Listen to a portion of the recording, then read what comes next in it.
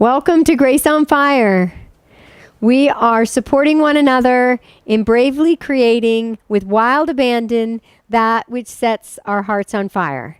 We are walking one another home as equals, side by side, one moment at a time.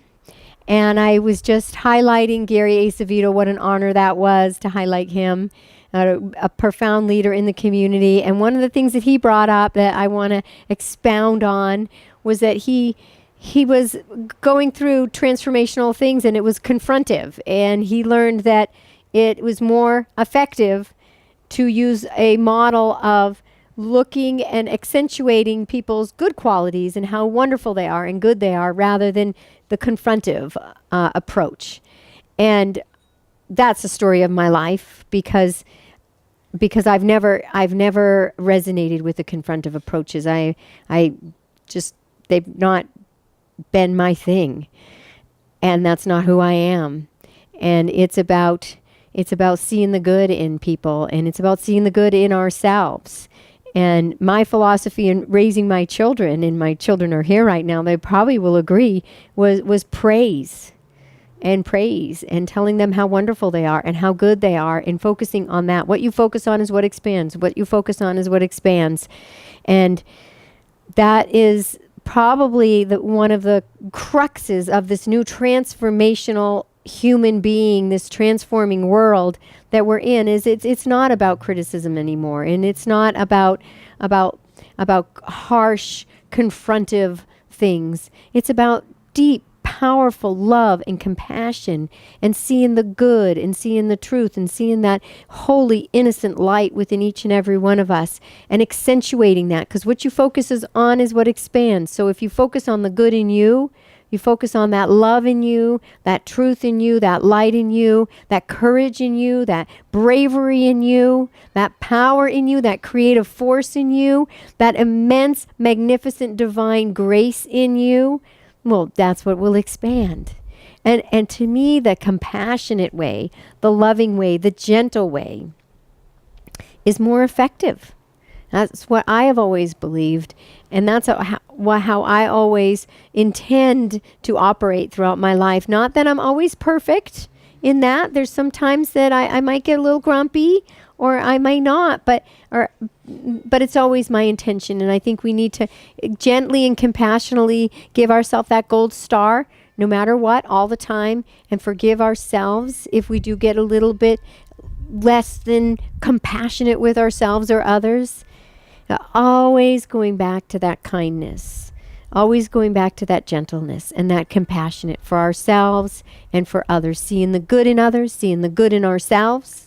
Always seeing the good in ourselves. And no matter where we are in our life, no matter what emotions are passing through us, is to shower ourselves with love, shower our heart with love, shower our heart with praise and acknowledgement, and always inviting ourselves to be more compassionate and more loving to ourselves in all circumstances, at all time, and with all beings and with all life. And it's my belief and feeling and truth for my whole life that this is the new way. This is the transforming world. The transforming human is always accentuating the greatness and the innocence and the good and the love and the compassion and the creativity. And then that will expand that more on this planet, inside each individual human being.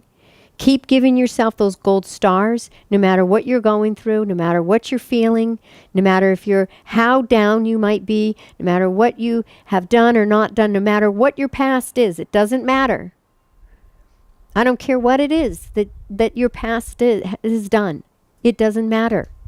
Give yourself the gold star. Give yourself all loving, wide open, unstoppable love and compassionate to yourself and all beings. Because that, to me, is the most joyous way home. That is the most joyous way to walk one another home. That is the transforming way. That's the energy that's coming into this planet that we're bringing in. And it's not just me. It's not just all these wonderful people that we've been highlighting today. It's all beings are joining together on this planet to walk one another home as equals. And we all have different opinions and we all have different viewpoints. But that's okay too, because that's harmony. And you look at harmony, harmony isn't just one tune, one note.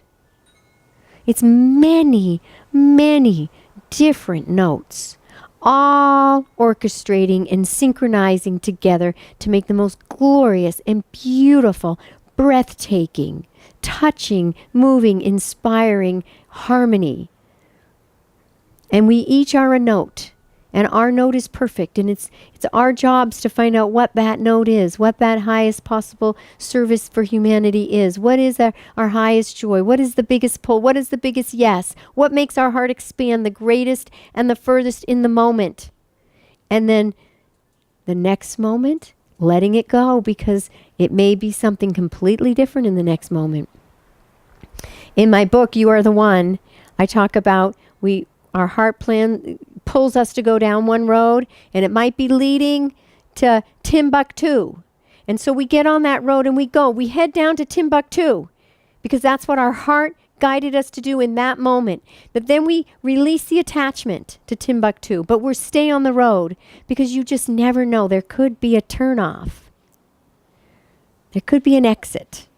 There could be another possibility that never would have opened up for you if you had not gone on to the exit and started heading towards Timbuktu. And that exit could take you to Shangri-La. So then you see the exit to Shangri-La. If you're not attached to Timbuktu, and in the next moment your heart pulls you, the highest pull, the highest expansion in your heart goes, go to Shangri-La. You turn off and you go to Shangri-La. But if you hadn't taken that road to Timbuktu, you may never have gotten to the opportunity, the possibility, the opening to Shangri-La. So that's the way you go, moment to moment. And you take those turns, you take those pulls, and you go in, you stay in integrity with your truth. It's those pulls are integrous, deep, inner truths within you. They align. It's an alignment with your heart, soul, mind, body, spirit. Everything is in alignment, and it's integrity. It's a deep, profound truth. It's not a craving or an addiction or a pull. It's not that. This is something that expands you the most and the highest and the fullest. It's not an urgency. This is an expansion. This is a yes. Every cell in your body says yes. And it doesn't mean that there might be a little bit of background fear, because whenever we step into anything new, we open up and we step into something unfamiliar. The mind, not the heart, but the mind can cause a little static and a little fear. And we start to get, as we mature, as we become more and more mature, we start to distinguish the difference between that fearful mind voice and then that information from the depths of our being that says yes or says maybe not right now. So I invite you to be on this journey, this new way, which is about focusing on the good, focusing on the innocence, focusing on the beauty, focusing on the truth within each of our being, which is profound, magnificent grace. One moment at a time. And keep that focus, because what you focus on is what expands. I love you. I wish you a beautiful and blessed day. Thank you for being here. Namaste.